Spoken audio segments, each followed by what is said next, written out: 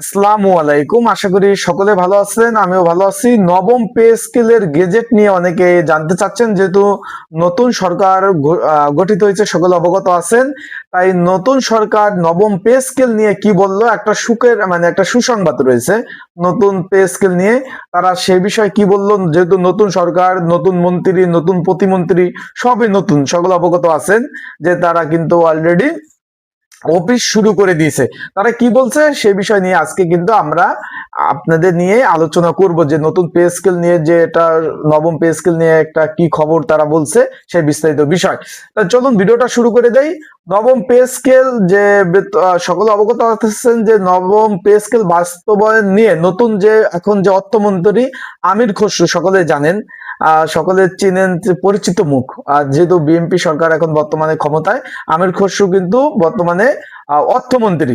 নবম pay scale commission প্রতিবেদনের আলোকে দ্রুত নবম পে স্কেল গেজেট প্রকাশের বাস্তবায়নের দাবি জানিয়ে এসেছে সরকারি কর্মকর্তা কর্মচারী যারা রয়েছে, তারা কিন্তু জানিয়েছে। তবে সদ্য সাবেক যে অন্তর্বর্তীকালীন যে সরকারের যে উপদেষ্টা জানিয়েছিল পে স্কেল বাস্তবায়ন করবে নতুন সরকার, তারা কিন্তু এই যে কেয়ারটেকার সরকার যারা ছিল, তারা কিন্তু বলে দিয়েছিল যে আমরা সব গুছিয়ে রেখেছি, ফাইলপত্র সব গুছিয়ে রেখেছি, শুধুমাত্র নতুন সরকার যারা আসবে তারা এসে এই যে নবম পে স্কেলটা গেজেট পাশ করলে ওই সরকারি কর্মকর্তা কর্মচারীরা নতুন আঙ্গিকে বেতনটা পাবে।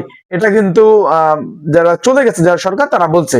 এ বিষয়ে কি বলছে নতুন যে অর্থমন্ত্রী রয়েছে, এই অবস্থানে নতুন অর্থমন্ত্রী আমির খসরু চৌধুরী বলেন যে পে স্কেল সুপারিশ আমাদের দেখা হবে। মানে তারা বলছে যে পে স্কেল যে সুপারিশটা তারা দেখবে, না দেখে কিছু বলতে পারতেছে না। তারা এই বিষয় কিন্তু বলছে যে তারা যে নতুন যে পে স্কেল যে সুপারিশটা যে কেয়ারটেকার সরকার যেটা করে দিয়ে গেছে, তারা এখন পর্যন্ত সেটা দেখেনি। তারা এটা দেখবে, তারপরে বিস্তারিত বিষয় কিন্তু বলবে। তারা সে গণমাধ্যমে বলে অর্থমন্ত্রী কি বলছে, সেই বিষয়ে আমরা একটু পড়ি। যে নবম পে স্কেলের বিষয় বলছে যে এটা আমাদের দেখতে হবে, আমি তো না দেখে কিছু বলতে পারবো না। টোটাল অ্যামাউন্ট কত, এটা কতটুকু বাস্তবায়ন করা সম্ভব, অর্থমন্ত্রী বলছে যে এটা তো আমরা না দেখে এখনো বলা আমার সম্ভব না। টোটাল কত টাকা অ্যামাউন্ট এবং এটা কতটুকু বাস্তবায়ন করা সম্ভব, বর্তমান আর্থিক অবস্থা যেমন বাংলাদেশের ট্যাক্স, রেমিটেন্স, জিডিপি বেশি সবচেয়ে খারাপ। সে বলতেছে বর্তমানে বাংলাদেশের ট্যাক্স, রেমিটেন্স, জিডিপি সব থেকে খারাপ অবস্থা।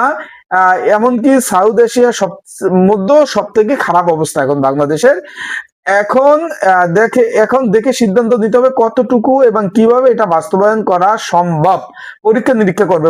তার মানে এখন যে বর্তমানে যে সরকারের যে অর্থমন্ত্রী আমির খসরু চৌধুরী, সে বলছে যে বর্তমানে অর্থনৈতিক অবস্থা খুব খারাপ, কিন্তু তারপরে তারা একটা আশ্বাস দিয়েছে। আশ্বাসটা কি, সুখবরটা হলো তারা আশ্বাস দিয়েছে যে তারা যাচাই বাছাই করে দেখবে যে কতটুকু বাস্তবায়ন করা সম্ভব, এটুক তারা বলেছে।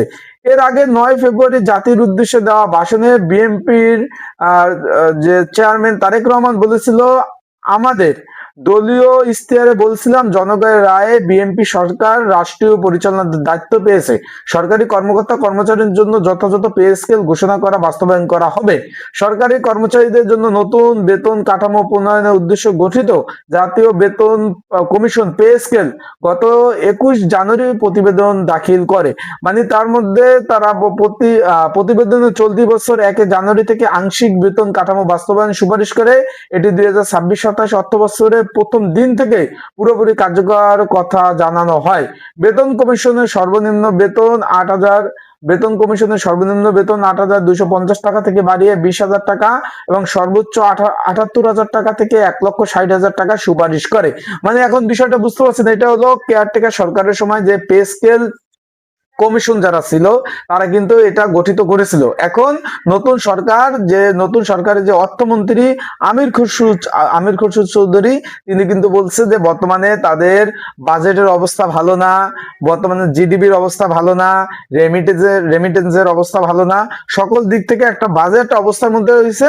তারপরও যেহেতু সরকার প্রধান তারেক রহমান বলছে আমরা এদিক থেকে বিবেচনা করব যে কতটুকু বৃদ্ধি করা যায়, আশ্বাস তারা দিয়েছে। অর্থমন্ত্রীর একটা আশ্বাস দিয়েছে, তারেক রহমান একটা আশ্বাস দিয়েছে। আশা করি বুঝতে পারছেন।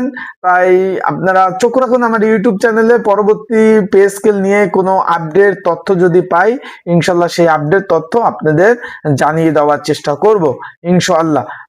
তাই আজকের ভিডিওটা এই পর্যন্তই। সকলে ভালো থাকবেন, সুস্থ থাকবেন। এখনো পে স্কেলে কোনো গেজেট পাস হয়নি। আসসালামু আলাইকুম।